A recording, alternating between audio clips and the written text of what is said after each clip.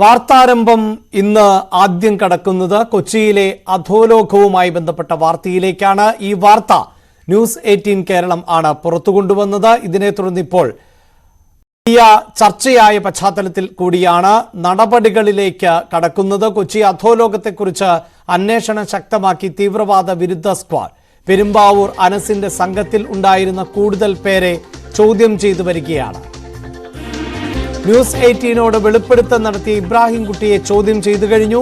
ആലുവയിലെ വീട്ടിൽ എത്തിയാണ് ഇബ്രാഹിം കുട്ടിയിൽ നിന്നും വിവരങ്ങൾ തേടിയത്. ടോം കുര്യാക്കോസ് ആണ് വാർത്തയുടെ വിശദാംശങ്ങളുമായി ചേരുന്നത്. ടോം, നമ്മൾ ഈ വാർത്ത റിപ്പോർട്ട് ചെയ്തതിനെ തുടർന്ന് വലിയ തോതിൽ വിഷയം കേരളത്തിൽ തന്നെ ചർച്ചയായ സാഹചര്യമുണ്ടാകുന്നു. നമ്മുടെ അന്വേഷണ ഏജൻസികൾ, സുരക്ഷാ സംവിധാനങ്ങൾ ഗൗരവത്തോടെ ഈ വാർത്തയെ പിന്തുടരുന്നു. അതിന്റെ അടിസ്ഥാനത്തിലാണ് ഇപ്പോൾ ചോദ്യം ചെയ്യൽ എന്നല്ലേ മനസ്സിലാക്കേണ്ടത്? അഭിലാഷ്, തീർച്ചയായും. കാരണം ഈ കൊച്ചി അധോലോകത്തെ കുറിച്ചും ഗുണ്ടാ നേതാവ് പെരുമ്പാവൂർ അനസിനെ കുറിച്ചും അനസിന് ഒപ്പം ഉണ്ടായിരുന്ന ഔറംഗസേബ് എന്ന ഗുണ്ടാ നേതാവാണ് ന്യൂസ് 18നോട് ആദ്യം വെളിപ്പെടുത്തൽ നടത്തിയത്. അതായത് പെരുമ്പാവൂർ അനസിന്റെ അനധികൃതമായിട്ടുള്ള ഇടപാടുകൾ, കൊട്ടേഷൻ പ്രവർത്തനങ്ങൾ, അതോടൊപ്പം സ്വർണം കടത്ത്, സ്വർണം പൊട്ടിക്കൽ ഉൾപ്പെടെയുള്ള വിഷയങ്ങളെ കുറിച്ച് ഔറംഗസേബ് വെളിപ്പെടുത്തൽ നടത്തിയിരുന്നു. മാത്രമല്ല, പെരുമ്പാവൂർ അനസ് വ്യാജ രേഖകൾ തയ്യാറാക്കി പുതിയതായ പാസ്പോർട്ടിലൂടെ വിദേശത്തേക്ക് കടന്നതായിട്ടുള്ള വിവരങ്ങളും തെളിവുകൾ സഹിതം ന്യൂസ് 18 പുറത്തുവിട്ടിരുന്നു. ഈ വിഷയങ്ങളൊക്കെ പുറത്തുവിടുമ്പോഴും നമ്മുടെ അന്വേഷണ ഏജൻസികൾ ഉണർന്നിട്ടില്ല എന്ന ആക്ഷേപം ഉയർത്തിയതാണ്. അതായത് അന്വേഷണ ഏജൻസികളുടെ, നമ്മളിവിടുത്തെ സേനയുടെ വീഴ്ച, ഇന്റലിജൻസ് വീഴ്ച അടക്കം ഉണ്ടായി എന്ന് നമ്മൾ തുറന്നു പറഞ്ഞിരുന്നു. കാരണം പെരുമ്പാവൂർ അനസ് നാട് വിട്ടത്, കേരളം വിട്ടത് പോലും നമ്മുടെ അന്വേഷണ ഏജൻസികൾ അറിഞ്ഞിരുന്നില്ല. കൊലപാതക കേസിൽ, വധശ്രമ കേസിലടക്കം പ്രതിയായിട്ടുള്ള പെരുമ്പാവൂർ അനസിനെ പോലെ ഒരു ഗുണ്ടാ തലവൻ നാട് വിട്ട കാര്യം ന്യൂസ് 18 വാർത്ത പുറത്തുവിട്ടപ്പോഴാണ് നമ്മുടെ അന്വേഷണ ഏജൻസികൾ അറിഞ്ഞത്. ഇതിനെ തുടർന്ന് തീവ്രവാദ വിരുദ്ധ സ്ക്വാഡ് കഴിഞ്ഞ ആഴ്ച ഔറംഗസേബിനെ, അതായത് ന്യൂസ് 18നോട് ആദ്യം വെളിപ്പെടുത്തൽ നടത്തിയ ഔറംഗസേബിനെ കഴിഞ്ഞ ദിവസം കൊച്ചിയിലെ ഓഫീസിലേക്ക് വിളിച്ചു വരുത്തി ചോദ്യം ചെയ്തിരുന്നു. പെരുമ്പാവൂർ നിന്നും വിവരങ്ങൾ തേടിയിരുന്നു. 6 മണിക്കൂറിലധികമാണ് ഔറംഗസേബിൽ നിന്നും വിവരങ്ങൾ തേടിയത്. അതിനു പിന്നാലെയാണ് ഇബ്രാഹിമിന്റെ വലം കൈയായിരുന്ന ഇബ്രാഹിം കുട്ടിയുടെ ആലുവയിലുള്ള വീട്ടിലെത്തി ചോദ്യം ചെയ്തത്. ഏകദേശം ഈ അനസുമായി ബന്ധപ്പെട്ട വിവരങ്ങൾ, മറ്റ് കൊച്ചിയിലെ ഗുണ്ടാ സംഘങ്ങളുമായി ബന്ധപ്പെട്ട വിവരങ്ങളൊക്കെ ഇബ്രാഹിം കുട്ടിയിൽ നിന്നും ചോദിച്ചറിഞ്ഞുവെന്നാണ് മനസ്സിലാക്കുന്നത്. മാത്രമല്ല, കൂടുതൽ പെരുമ്പാവൂർ അനസിനൊപ്പം ഉണ്ടായിരുന്ന കൂടുതൽ പേരിലേക്ക് അന്വേഷണം നീങ്ങുന്നു. കൂടുതൽ പേരെ ചോദ്യം ചെയ്യാൻ ഉടൻ തന്നെ വിളിപ്പിച്ചേക്കുമെന്ന സൂചനകളുമുണ്ട്. കേരള പോലീസും, അതായത് കേരള പോലീസിന് കീഴിലുള്ള തീവ്രവാദ വിരുദ്ധ സ്ക്വാഡാണ് നിലവിൽ അന്വേഷണം നടത്തുന്നത്. അതോടൊപ്പം തന്നെ ആലുവ, കൊച്ചി പോലീസും ഈ വിഷയത്തില് ഗൗരവത്തോടെയാണ് ഈ വിഷയത്തെ കാണുന്നത്. വരും ദിവസങ്ങളിൽ കൂടുതൽ നടപടികൾ ഉണ്ടാകുമെന്ന സൂചനയുണ്ട്. പെരുമ്പാവൂർ അനസുമായി ബന്ധപ്പെട്ട്, അതായത് കഴിഞ്ഞ ദിവസം അനസിനൊപ്പം പ്രവർത്തിച്ചിരുന്ന നിഷിലും ഇട്ടനും, ഈ 2 പേരും കൂടുതൽ വെളിപ്പെടുത്തുക. അനസിന്റെ മറ്റ് കേസുകളുമായി ബന്ധപ്പെട്ട പങ്ക് സംബന്ധിച്ചുള്ള വിവരങ്ങൾ പുറത്തുവിട്ടിരുന്നു. നെടുമ്പാശ്ശേരി തട്ടിക്കൊണ്ടുപോകൽ കേസ്, തിരുവനന്തപുരം തട്ടിക്കൊണ്ടുപോകൽ കേസ്, ഈ 2 കേസുകളിലും പെരുമ്പാവൂർ അനസിന് പങ്കുണ്ട് എന്നായിരുന്നു ആ 2 കേസുകളുടെയും പ്രതികളായ ഇട്ടനും നിഷിനും തുറന്നു പറഞ്ഞിരുന്നത്. ഇട്ടൻ നിലവിൽ വിദേശത്താണ്, നിഷിന് കൊച്ചി ആലുവയിൽ തന്നെ ഉണ്ട്. 2 പേരെയും ചിലപ്പോൾ ഒരുപക്ഷെ ചോദ്യം ചെയ്യാൻ വിളിപ്പിക്കാനുള്ള സാധ്യതയുണ്ട്. നിലവിൽ ഔറംഗസേബിനെയും ഇബ്രാഹിം കുട്ടിയെയുമാണ് തീവ്രവാദ വിരുദ്ധ സ്ക്വാഡ് ചോദ്യം ചെയ്തിരിക്കുന്നത്. ഇതിൽ ടോം, ഇവരുടെ പ്രവർത്തനങ്ങളെ സംബന്ധിച്ച് നമ്മൾ വിശദമായി തന്നെ റിപ്പോർട്ട് ചെയ്തിരുന്നതാണ്. കൊട്ടേഷനുകൾ ഏറ്റെടുത്തിരുന്ന സാഹചര്യം, അതോടൊപ്പം തന്നെ സ്വർണം പൊട്ടിക്കൽ പോലെയുള്ള പ്രവൃത്തികളിലേക്ക് മാറുന്നു.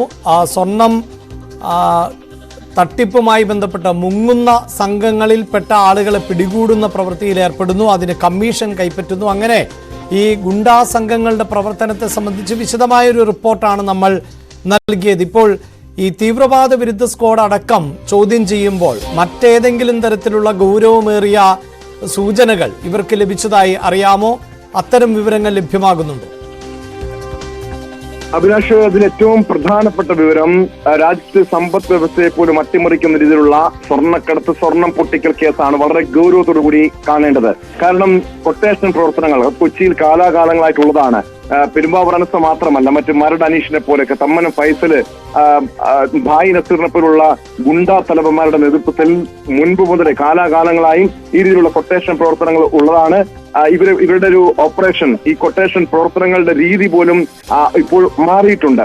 പക്ഷേ ഏറ്റവും ഗൗരവമായി കാണേണ്ടത് ഈ സ്വർണം പൊട്ടിക്കൽ കേസാണ്. ഈ സമീപകാലത്താണ്, അതായത് കഴിഞ്ഞ 2-3 വർഷത്തിനിടയിലാണ് കൊടുവള്ളി കേന്ദ്രീകരിച്ചടക്കം ഈ സ്വർണം പൊട്ടിക്കൽ വളരെ സജീവമാകുന്നത്. ഈ കൊടുവള്ളി സംഘങ്ങളുമായി പെരുമ്പാവൂർ അനസിന് ബന്ധമുണ്ടെന്നും ആ രീതിയിൽ വലിയ രീതിയിൽ സ്വർണം പൊട്ടിക്കൽ, സ്വർണ്ണക്കടത്ത് കേസുകളിലൊക്കെ അനസിന് പങ്കുണ്ടെന്ന വിവരം അനസിന്റെ സംഘങ്ങൾ തന്നെയാണ് വെളിപ്പെടുത്തൽ നടത്തിയിരിക്കുന്നത്. അത് ഒരുപക്ഷെ ഈ കേസുകളിലൊക്കെ അനസ് പ്രതിയല്ല, അതുകൊണ്ട് തന്നെ അനസിനെ ഈ കേസുകളിലും പ്രതി ചേർക്കാനുള്ള സാധ്യതയുണ്ട്.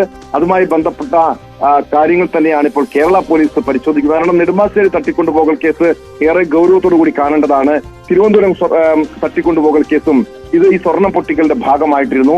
അതോടൊപ്പം ഈ കൊടുവള്ളി സംഘത്തിന്റെ കീഴിലുള്ള ഈ സ്വർണം പൊട്ടിക്കൽ കേസുമായി ബന്ധപ്പെട്ട് അന്ന് ഈ രാമനാട്ടുകരയിൽ ഉണ്ടായ വാഹനാപകടം, ആ വാഹനാപകടത്തിൽ കൊല്ലപ്പെട്ടത് അനസിന്റെ സംഘങ്ങളായിരുന്നു എന്നാണ് അനസിനൊപ്പം ഉണ്ടായിരുന്ന ഔറംഗസേബും നിഷിനും ഇബ്രാഹിം കുട്ടിയും വെളിപ്പെടുത്തിയത്. അതുകൊണ്ട് തന്നെയാണ് ഈ കേസുകളിലേക്കും അനസിന്റെ പങ്ക് സംബന്ധിച്ചുള്ള അന്വേഷണം നീങ്ങുന്നത്.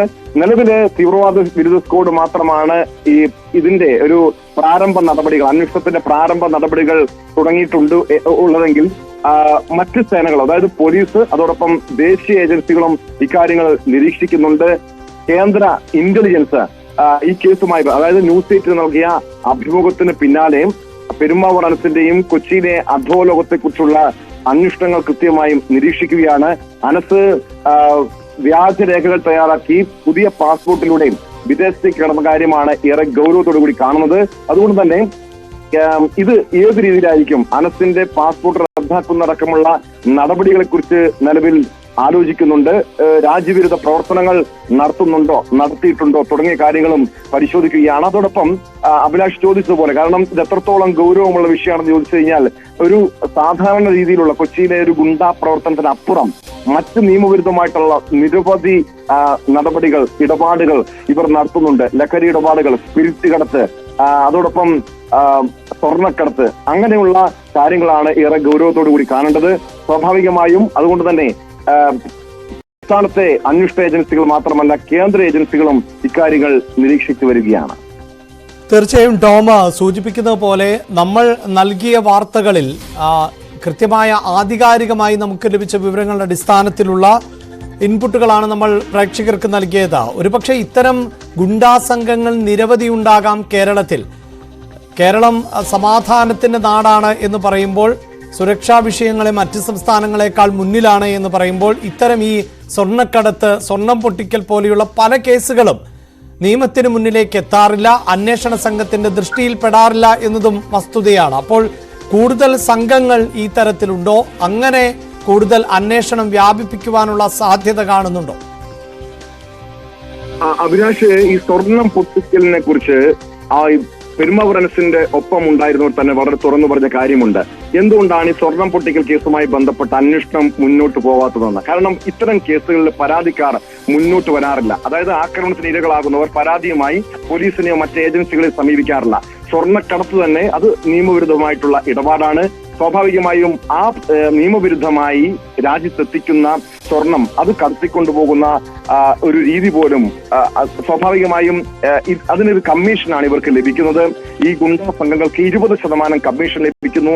അത് ഈ സ്വർണം പൊട്ടിക്കുന്നവർ വീതിച്ചെടുക്കുന്നു. അങ്ങനെയാണ് ഇവരുടെ പ്രവർത്തനങ്ങൾ. പലപ്പോഴും പരാതികളോ പിന്നീട് ഇതുമായി ബന്ധപ്പെട്ട അന്വേഷണമോ ഉണ്ടാകാറില്ല. പക്ഷെ എന്തുകൊണ്ടാണ് ഈ തിരുവനന്തപുരം നെടുമ്പാശ്ശേരി തട്ടിക്കൊണ്ടുപോകൽ കേസുമായി ബന്ധപ്പെട്ട് പരാതിയും അന്വേഷണവും ഉണ്ടായെന്ന് ചോദിച്ചാൽ, അവിടെ ആളുമാറിയുള്ള തട്ടിക്കൊണ്ടുപോകലാണ് യഥാർത്ഥത്തിൽ സംഭവിച്ചത്. കാരണം സ്വർണം കടത്തി ഇവിടെ കൃത്യമായും വിദേശത്തു നിന്നും ഒരാൾ സ്വർണം കടത്തിക്കൊണ്ടുവരുമ്പോൾ ഇവിടെ സ്വർണം പൊട്ടിക്കാൻ നിൽക്കുന്ന ആളുകൾക്ക് വിദേശത്തു നിന്നുള്ള ആ സ്വർണ്ണക്കടത്ത് സംഘം വിവരങ്ങൾ കൈമാറും. ആരാണ് സ്വർണം കൊണ്ടുവരുന്നത്, അവരെ കുറിച്ചുള്ള വിവരങ്ങൾ കൈമാറും. അങ്ങനെ ആളുമാറിയാണ് തിരുവനന്തപുരത്തും തട്ടിക്കൊണ്ടുപോകൽ ഉണ്ടായത്. പിന്നീട് അവരെ മർദ്ദിച്ച ശേഷം മോചിപ്പിക്കുന്നു. ഈ ആക്രമണത്തിന് ഇരകളായവരാണ് പോലീസിനെ പരാതിയുമായി സമീപിക്കുന്നത്. അവിടെയാണ് ഈ സ്വർണം പൊട്ടിക്കൽ സംസ്ഥാനത്ത് വ്യാപകമാണെന്ന് മനസ്സിലാക്കാൻ കഴിഞ്ഞത്. രാമനാട്ടുകരയിലെ അപകടത്തെ തുടർന്നാണ്, 5 പേർ കൊല്ലപ്പെട്ട സംഭവത്തെ തുടർന്നാണ് ഈ കൊടുവള്ളി കേന്ദ്രീകരിച്ച് വ്യാപകമായ രീതിയിൽ സ്വർണം പൊട്ടിക്കൽ നടക്കുന്നുണ്ടെന്ന് മനസ്സിലാക്കാൻ കഴിഞ്ഞത്. മാത്രമല്ല, കാസർഗോഡും മലപ്പുറം ഉൾപ്പെടെയുള്ള ജില്ലകളിലെ നിരവധി യുവാക്കൾ ആക്രമണത്തിന് ഇരകളായിരുന്നു. കാരണം ഈ സ്വർണം പൊട്ടിക്കലിനെ തുടർന്ന് ഇതുമായി ബന്ധപ്പെട്ട കബളിപ്പിക്കൽ, ഈ സംഘങ്ങൾ തന്നെ വലിയ ചതിയും വഞ്ചനയും ഉണ്ടെന്ന് മനസ്സിലാക്കിയതിനെ തുടർന്ന് സ്വർണം കടത്തിക്കൊണ്ടുവന്നവരെ പിന്നീട് തട്ടിക്കൊണ്ടുപോവുകയും നിരവധി കൊലപാതകങ്ങൾ, നിരവധി ആക്രമണ കേസുകൾ ഈ സമീപകാലത്ത് മാത്രം റിപ്പോർട്ട് ചെയ്തതാണ്. അതായത് നമ്മൾ മനസ്സിലാക്കേണ്ടത് ഈ പെരുമ്പാവൂർ അനസ് കേന്ദ്രീകരിച്ച് മാത്രമല്ല, കൊച്ചി കേന്ദ്രീകരിച്ച് മാത്രമല്ല, സംസ്ഥാനത്തെ വിവിധ ഇടങ്ങളിൽ കൊട്ടേഷൻ സംഘങ്ങൾ ഇപ്പോൾ ഈ സ്വർണം പൊട്ടിക്കലിലേക്കും സ്വർണം കടത്തിലേക്കും അവരുടെ പ്രവർത്തന രീതി മാറ്റിയിരിക്കുന്നു എന്നുള്ളത്. കാരണം ഇതിൽ വലിയ രീതിയിലുള്ള ഒരു ലാഭം ഇവർക്ക് ലഭിക്കുന്നുണ്ട്. ഒരു 20% ആണ് ഈ കൊട്ടേഷൻ സംഘങ്ങൾക്ക് ഇതിന്റെ വിഹിതം ലഭിക്കുന്നത്. അതുകൊണ്ടാണ് ആ രീതിയിൽ അവരുടെ പ്രവർത്തന രീതി പോലും മാറുന്നത്. സ്വാഭാവികമായും ഇത് പരാതികളില്ല.